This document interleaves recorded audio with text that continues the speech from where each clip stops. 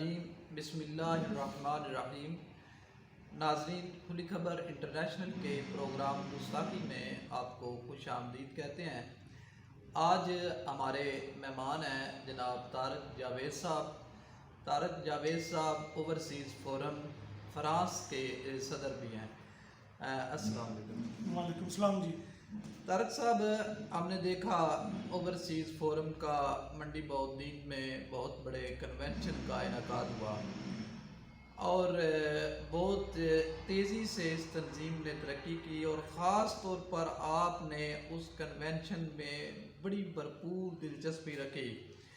ہر حوالے سے کنونشن کو کامیاب کروانے کے لیے جو آپ کی کوششیں ہیں وہ ہمیں نظر آئیں۔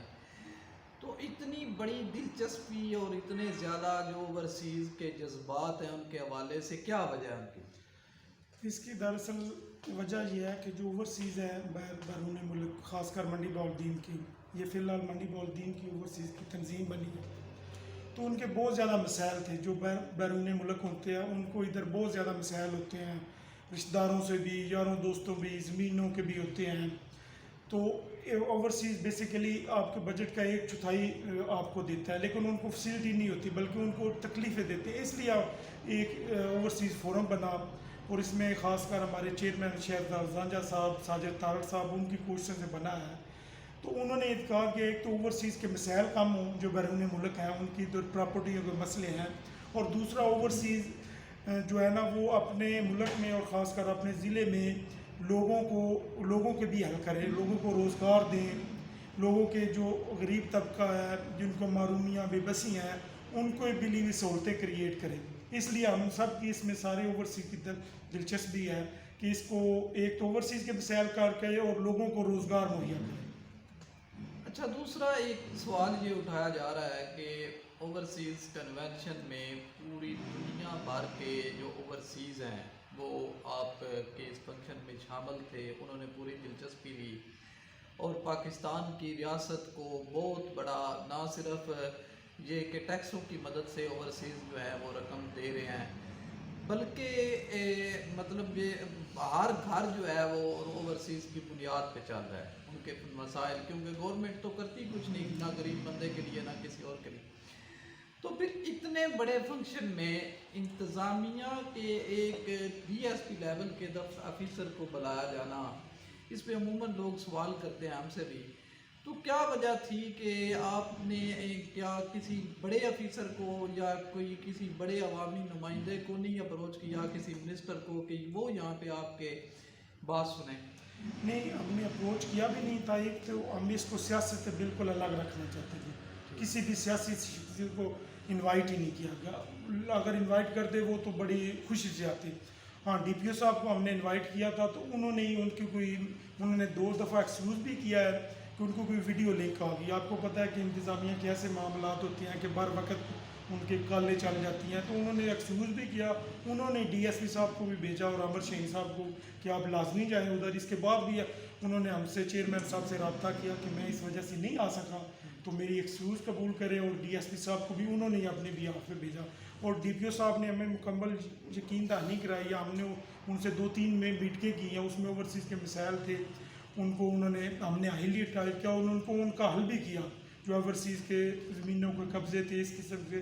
اور ہماری خوش قسمتی منڈی بہودین کی کہ ڈی پی او صاحب پہلے اوورسیز فورم میں لاہور کام بھی کر چکے ہیں، تو ان کو ایکسپیرینس یہ ہے اور بڑے آنیسٹ آفیسر ہیں۔ انہوں نے انتظامیہ نے ہمیں مکمل ڈی سی صاحب نے بھی، ڈی پی او صاحب نے بھی اپنے تعاون کی یقین دہانی کرائی ہے اور تعاون کیا بھی ہے۔ اچھا، تو جن لوگوں کو روزگار فراہم کرنے کے لیے آپ نے رکشے پرووائڈ کیے، کسانوں کو جو ہے وہ پیسے دیے، تو آپ کیا سمجھتے ہیں کہ پاکستان کے اس کلچر میں بے شک اوورسیز فورم کا یہ پروگرام ہے کہ صرف 50% آپ نے واپس لینا ہے، تو کیا آپ سمجھتے ہیں کہ ان لوگوں سے وہ 50% واپس جو ہے وہ پلیٹ فارم حاصل کر پائے گا؟ جی، یہ پلیٹ فارم کی کوشش تو ہے نا، لیکن آگے بس اللہ تعالیٰ کے जैसे होगा, लेकिन हमने एक लीगल जो है ना वर्क लाजमी किया, स्टाम्प हैं, उनका बैंक अकाउंट खुलवाया, जिनको दिए हैं ना रिक्शे वगैरह, सिलाई मशीनें तो वैसे ही फ्री थी, रिक्शे या लोन वगैरह ना, उनके साथ 50% तो उनका वैसे ही चला गया। अगर ये एक बंदे को 2.5 लाख का रक्षा मिला है तो वो 1.25 लाख देगा, 1.25 लाख भी उसने देना है 1 साल में, 1-1.5 साल में। तो उसे हमने लीगली, हमारे लीगल एडवाइज़र हैं सुफियान साहब और सनावर असिस्टेंट, उन्होंने पूरी लीगली कार्रवाई की है, उनके अकाउंट बैंकों में खुलवाए हैं, अस्टाम वगैरह उनसे 2, हर बंदे ने 2 अपने ज़मानती भी दिए हैं, गारंटर भी दिए हैं।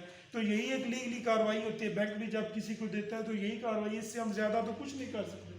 फिर हमने जो उनमें काफ़ी 1 महीना सिलेक्शन होती रही है, जो हमने जेन्युइन देखे हैं बंदे ये हकदार हैं और ये ऑनेस्ट भी हैं, उनको दिए गए हैं।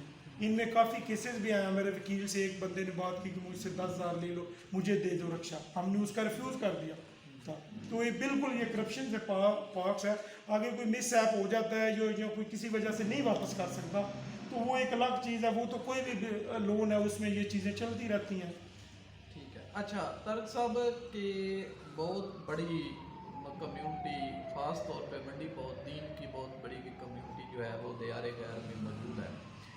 जब आप लोग किसी बैरून मुल्क रोज़गार के लिए नए जाते हैं तो आपको बेशुमार किस्म के मसाइल जो हैं वो पैदा होते हैं। जब आप उधर गए तो आपको कोई इतनी बड़ी टेंशन हुई जो आपको अब तक याद हो?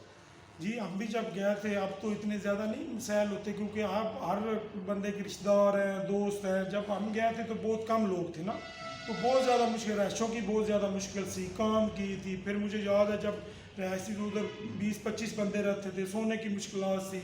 और मैं जब गया तो मैं था भी स्टूडेंट, इधर काम वगैरह वर्क वगैरह करते नहीं थे, तो उधर लेबर में काम करना पड़ा, काफ़ी मुश्किलें आई जो है ना, वो हर बंदे को ही आती हैं। मतलब कोई भी बंदा अपने घर से बैठ जाता है तो एक नई दुनिया होती है, उधर नए लोग हैं, नई लैंग्वेज है, एक नई दुनिया।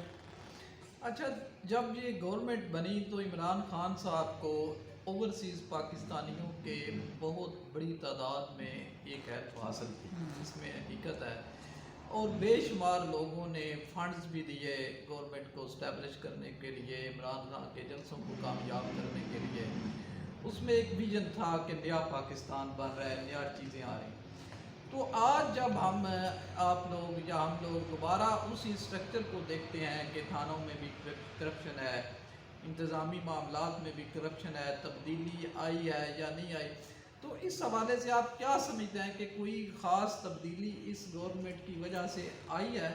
अगर नहीं आई तो फिर अब जज्बात क्या हैं ओवरसीज़ के? नहीं, ये बिल्कुल आपने दुरुस्त बात की, दुरुस्त आपका क्वेश्चन है कि जो लोगों को उम्मीदें थी ना पाकिस्तान के और ख़ासकर ओवरसीज़ को, उतना हुकूमत डिलीवर नहीं कर सकी। उसने किया तो है काफ़ी हद तक, लेकिन वो सही तरह जो थानों का कल्चर है, पटवारियों का है, वो उसमें कोई गवर्नमेंट ख़ास चेंज नहीं ला सकी। और कोई गरीब आदमी के मिसाइल ना, उनका कोई तदारक नहीं हो सका ना, या उनके लिए कोई, मेरे ज़ाती तौर पर, मैं एक आम शहरी, पाकिस्तान का शहरी होने की हैसियत से, मेरे ख्याल से गवर्नमेंट गरीबों की या आम आदमी की ज़िंदगी में कोई बेहतरी नहीं ला सकी। तो फिर अब जज्बात क्या हैं?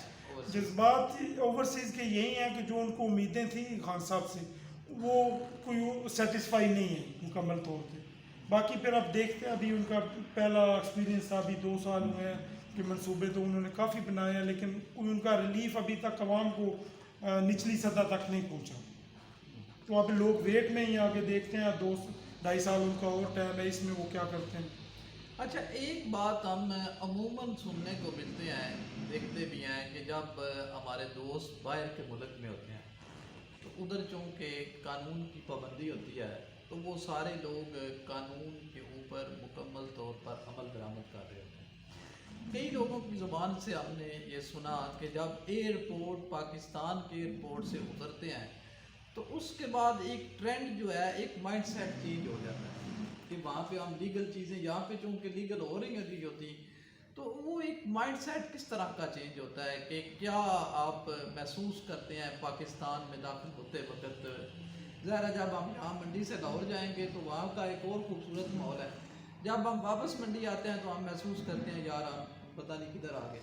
ये आपने बिल्कुल ठीक है, आपने अपने सवाल का जवाब भी खुद ही दे दिया, अपने क्वेश्चन का आंसर भी दे दिया है कि अब लाहौर जाते हैं तो और हमारी पोजीशन, जब मंडी आते हैं यही मसला है, जब बैरून मुल्क जाते हैं उधर कानून है, कानून की कोई वायलेशन नहीं करता। इधर हम जाते हैं तो आगे ही बंदे आपके ही हमारे भाई दोस्त रिसीवन वाले होते हैं प्रोटोकॉल, तो पर वो लाइन जो टूटनी शुरू हो जाती है ना, ये काबो हवा और मिट्टी का असर है। जिधर जाओ आप, जहाँ कहीं भी जाके जो उधर रूल रेगुलेशन होगा आप उसी हिसाब से चलेंगे, इसलिए ये वाकई इस तरह होता है। जितने अरसे भी आपने फ्रांस में काम किया, क्या आपको किसी भी डिपार्टमेंट में कोई भी काम करवाने के लिए सिफारिश या रिश्वत देनी पड़ी?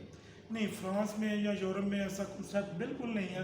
उधर तो वैसे ही लीगली आपके काम ऑलरेडी होते हैं, जो आपकी अपॉइंटमेंट है, टाइम है, आपको ज़रूरत ही नहीं है इन चीज़ों की।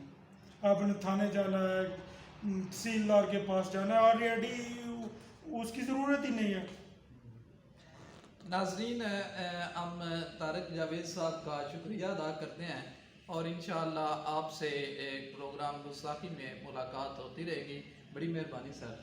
Thank you very much. मैं भी आपका शुक्रिया अदा करता हूँ जो आपने अपना टाइम निकाला और ये इंटरव्यू के लिए मुझे भी इनवाइट किया।